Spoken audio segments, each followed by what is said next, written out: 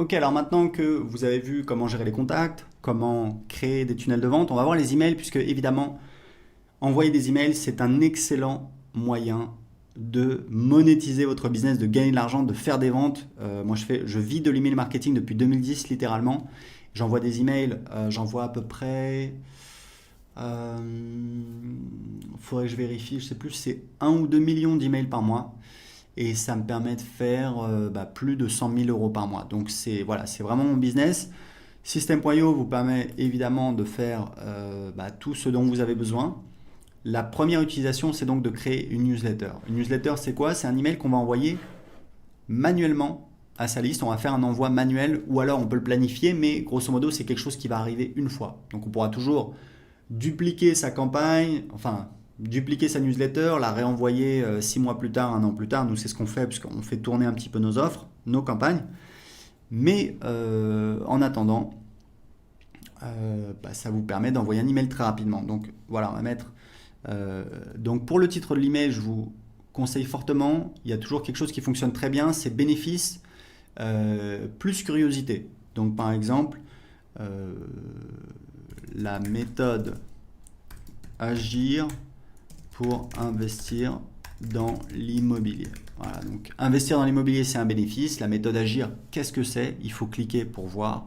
Donc ça peut être pas mal. Donc par défaut ici, vous avez donc le nom. Donc ça, il faut que j'aille dans ici, donc paramètres des emails pour paramétrer le nom de l'expéditeur. Donc je vais mettre par exemple. Alors ici, très important, vous avez une clé d'API SendGrid. C'est totalement optionnel. C'est si vous voulez utiliser, donc c'est écrit ici, voilà, vous pouvez voir comment générer une clé d'API SendGrid en cliquant ici. Donc ça c'est totalement optionnel puisque vous pouvez très bien vous en passer. Donc ici, ça va être l'adresse électronique utilisée par défaut, nom de l'expéditeur des emails, donc moi je vais mettre Aurélien Amaker, le pied de page par défaut, voilà, je vais laisser comme ça. Je vais enregistrer, voilà. Alors ici très important, vous ne pouvez pas utiliser une adresse Gmail car Gmail en fait si vous envoyez des emails avec Gmail très rapidement vos emails vont tomber dans les spams. Les gens qui sont sur Gmail vont voir un gros avertissement. Pourquoi? Parce que Gmail considère que il ne peut pas vérifier que l'email a bien été envoyé par vous puisque ça pourrait être un spammer qui utilise votre adresse Gmail pour envoyer des emails et comme les emails de votre newsletter ont été envoyés par nos serveurs, et pas par les serveurs de Gmail, donc Gmail ne peut pas s'assurer. Donc on a récemment euh, interdit le fait d'utiliser une adresse Gmail. Donc ce que vous pouvez faire, c'est tout simplement, ce qu'on vous recommande de faire, c'est très simple. Vous allez sur OVH, je vous mettrai le lien. Vous pouvez prendre un nom de domaine et avoir une adresse email. Ça vous coûte quelques euros par an. Je crois que ça commence à 2 euros et ça va jusqu'à 7 ou 8 euros. Donc c'est vraiment rien du tout et ça vous permet de professionnaliser votre business, d'être plus crédible en ayant votre propre nom de domaine. Donc je vais retourner dans les newsletters. Donc créer une newsletter, voilà, donc le titre, etc. Ici, vous mettez le corps de l'email. Ici, vous sélectionnez les contacts à qui vous voulez envoyer cet email. Ici, vous pouvez avoir un filtre, par exemple, si vous avez une séquence automatique que vous envoyez aux nouveaux inscrits et que vous ne voulez pas envoyer aux gens qui sont encore dans cette séquence automatique, vous pouvez filtrer, vous pouvez dire voilà, je vais envoyer uniquement aux gens qui sont inscrits depuis plus de 14 jours, par exemple. Ici, vous pouvez ajouter une pièce jointe. Ici, vous pouvez exclure des tags. Donc, vous voyez, automatiquement, ça va désélectionner ici. Donc ça veut dire que je vais envoyer à tous les tags, à tous les contacts qui ont le tag prospect YouTube, moins les tags qui ont le prospect YouTube et qui ont aussi moins les contacts qui ont le tag prospect YouTube et qui ont aussi le tag contact. Ici, vous pouvez utiliser des variables de substitution. C'est par exemple si vous avez demandé au moment de l'inscription le prénom, le nom de famille, le numéro de téléphone, vous pouvez utiliser ici une variable qui sera donc remplacée par le numéro de téléphone, dans ce cas-là, de la personne. Alors très important pour l'instant, on n'a pas encore, on a un éditeur d'email qui est assez limité, qui est assez simple.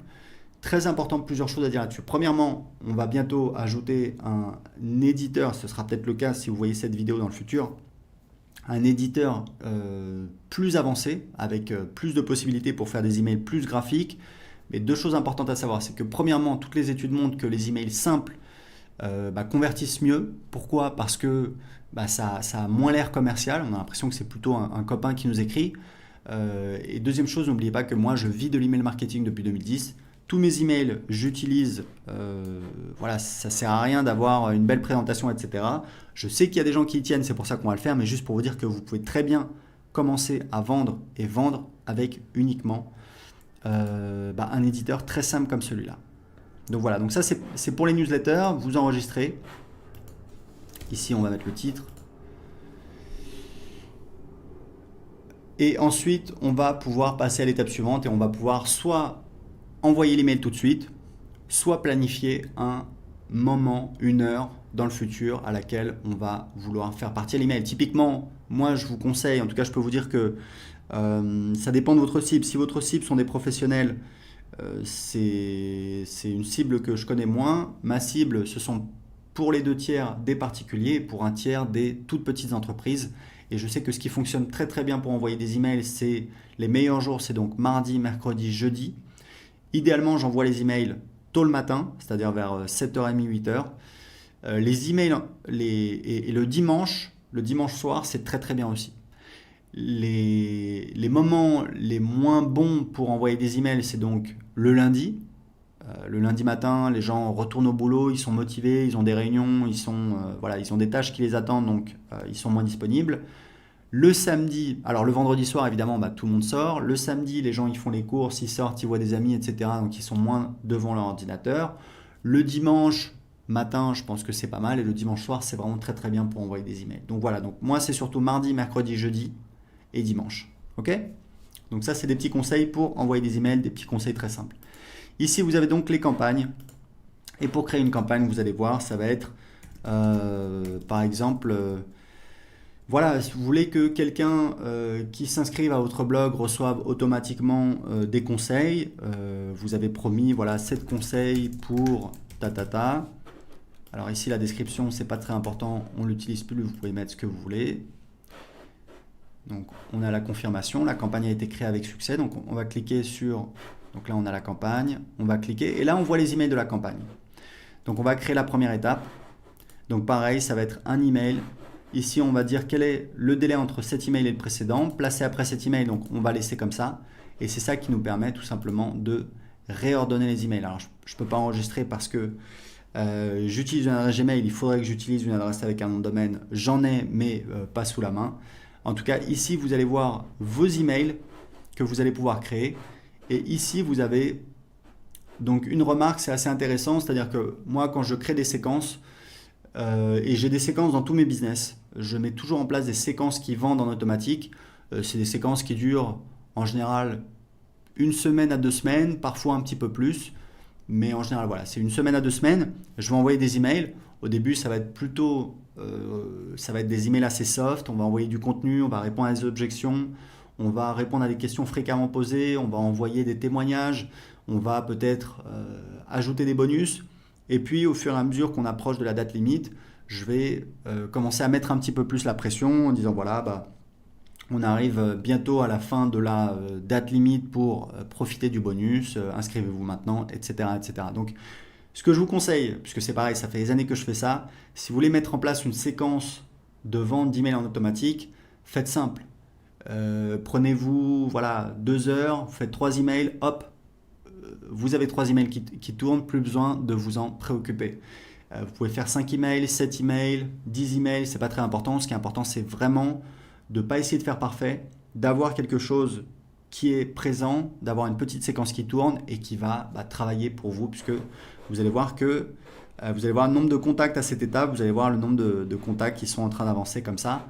Vous allez voir les statistiques et puis ici vous avez un champ remarque qui est assez utile où en fait moi je note quel est le but de cet email. Donc ça va être témoignage, annonces bonus, répondre aux objections, etc., etc., etc. Donc ici, vous allez ajouter les emails de vos campagnes. Donc vous voyez, c'est très simple. Vous pouvez soit envoyer des newsletters, donc c'est des envois manuels qui sont réalisés une fois, même si vous pouvez ensuite dupliquer vos newsletters pour les renvoyer peut-être 6 mois plus tard.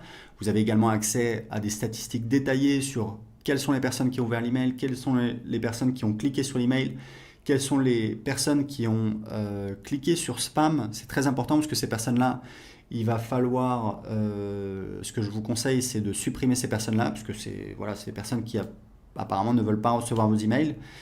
Et que si vous avez trop de personnes qui cliquent, enfin qui notent votre email comme spam, ça va nuire à votre délivrabilité. Donc c'est très important pour vous de vraiment d'essayer d'éviter ça.